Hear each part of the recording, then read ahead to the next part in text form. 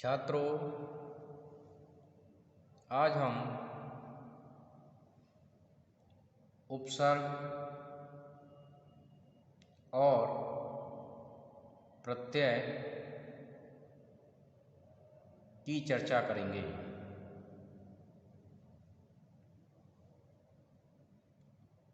इस पर एक महत्वपूर्ण प्रश्न है,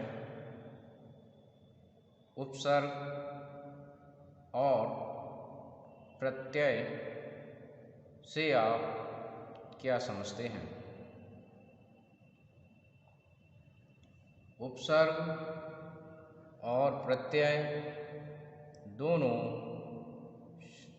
शब्दों में क्रमशः पहले और बाद में जुड़कर अर्थ परिवर्तन करते हैं।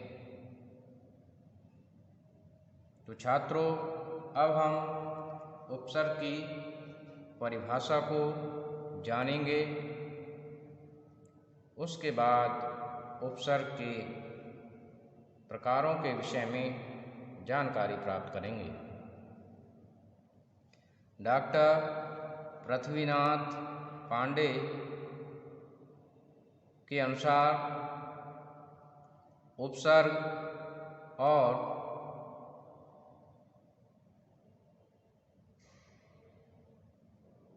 प्रत्यय के विषय में उन्होंने चर्चा की है। तो अब हम उनके द्वारा परिभाषित उपसर्ग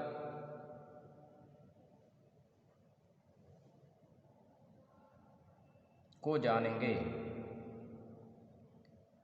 आपने उपसर्ग को परिभाषित करते हुए लिखा है, उपसर्ग उस शब्दांश अथवा अव्यय को कहते हैं जो किसी शब्द या अव्यय के आदि में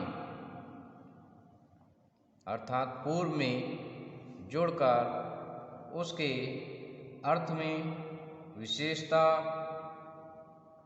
अथवा परिवर्तन उत्पन्न करते हैं। जैसे कर्म के पहले सु उपसर्ग लगाने से सुकर्म शब्द बन गया और इससे कर्म की विशेषता भी प्रकट हो गई।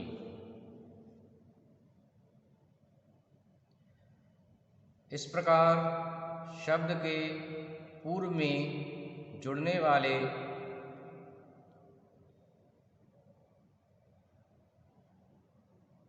शब्दांश या अव्यय को उपसर्ग कहते हैं जो शब्द के अर्थ में परिवर्तन लाते हैं। अब हम चर्चा करेंगे उपसर्ग के प्रकारों की। ये उपसर्ग कितने प्रकार के होते हैं? उपसर्गों का वर्गीकरण भाषाई दृष्टि से किया जा सकता है और इस भाषाई दृष्टि से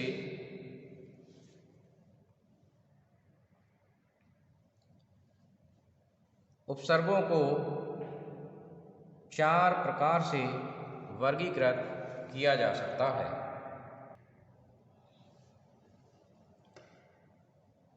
नंबर 1, या संस्कृत भाषा के उपसर्ग।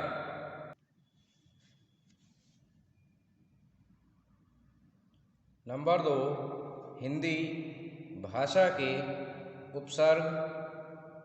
नंबर 3, उर्दू भाषा के उपसर्ग तथा अंग्रेजी भाषा के उपसर्ग। इस प्रकार उपसर्गों को भाषाई दृष्टि से 4 वर्गों में वर्गीकृत किया गया है। संस्कृत भाषा के उपसर्ग जैसे अति, अधि, अनु, अप, अभि, अव, आ, उत, उद, उप, दुर, दुस, नि आदि अनेक उपसर्ग ऐसे हैं जो संस्कृत भाषा से लिए गए हैं।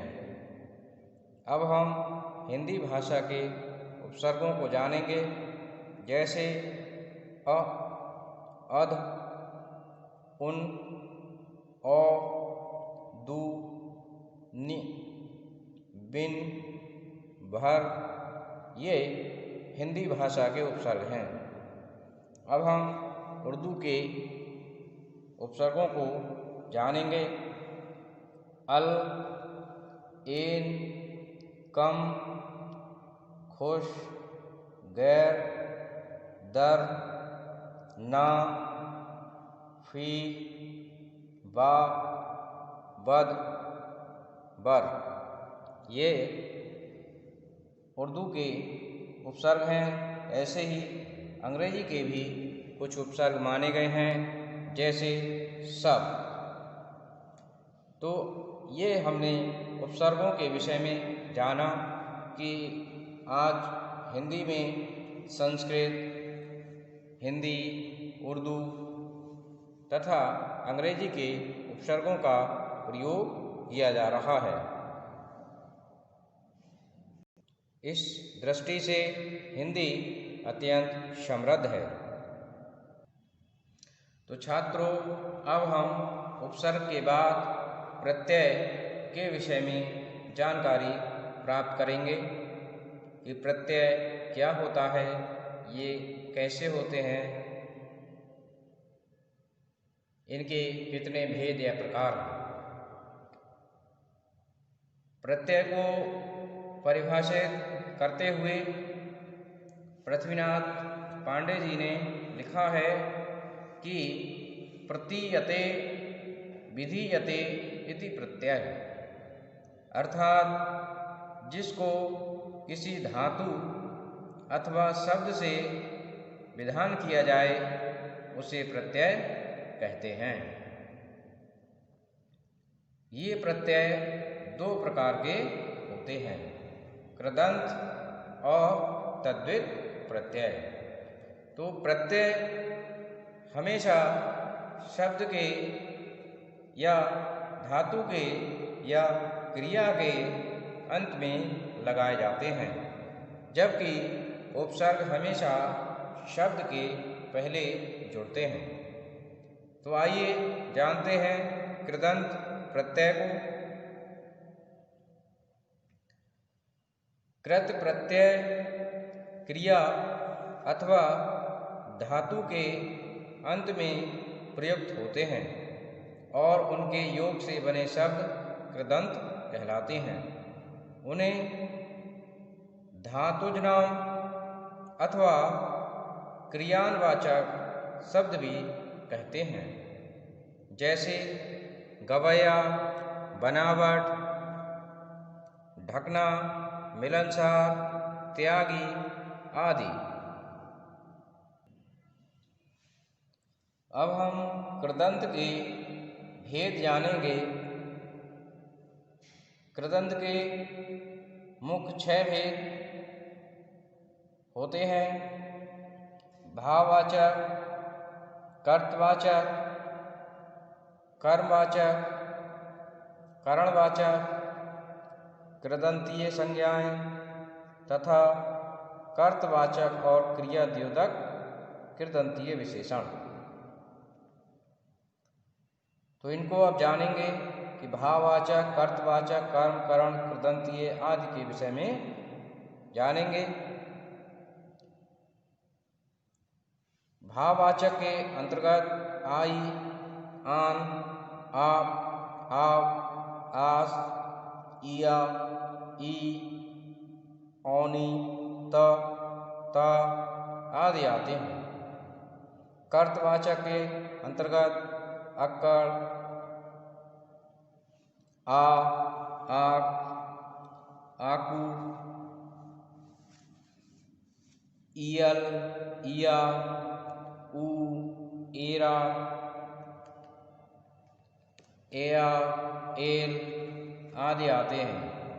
कर्मवाचक के अंतर्गत ना, नी आदि हैं।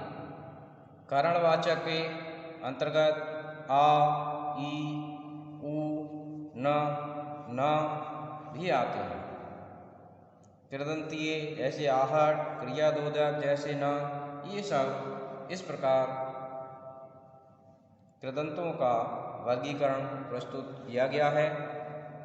अब हम इसके बाद तद्धित के विषय में जानकारी हासिल करेंगे। तद्धित प्रत्यय क्या होता है, इसको भी अब जानेंगे। वे प्रत्यय जो धातुओं एवं क्रियाओं को छोड़कर शेष शब्दों के अंत में लगाए जाते हैं, उन्हें तद्धित प्रत्यय कहते हैं। यह भाववाचक, अर्थवाचक, गुणवाचक, करणवाचक, ऊनवाचक, स्थानवाचक, विशेषणवाचक आदि प्रकार के होते हैं। भाववाचक में आ, आई, आन, आयत, आवट आदि आती हैं। कर्तवाचक इया, एंडी, एली आदि आते हैं। गुणवाचक में आऊ, एल, एला, ला, वंत आदि आते हैं। करण वाचक में आ, इसी प्रकार से ऊनवाचक में इया, ई, की, टा, टी, ड़ा आदि आते हैं। स्थान वाचक में आना, इया, ड़ी आदि आते हैं। विशेषण से संबंधी आर, आल, इक, ई, उआ, ऊ आदि प्रत्यय आते हैं जो तद्धित प्रत्यय कहलाते हैं।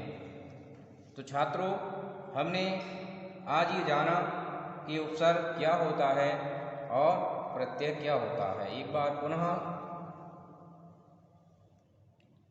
समझते हैं कि जो शब्द के पहले जोड़ा जाता है उसे हम उपसर्ग कहते हैं, और जो धातु या क्रिया के बाद में जोड़े जाते हैं उनको हम प्रत्यय कहते हैं। तो मैं समझता हूँ छात्रों कि आज आपने इस विषय को समझा होगा। धन्यवाद।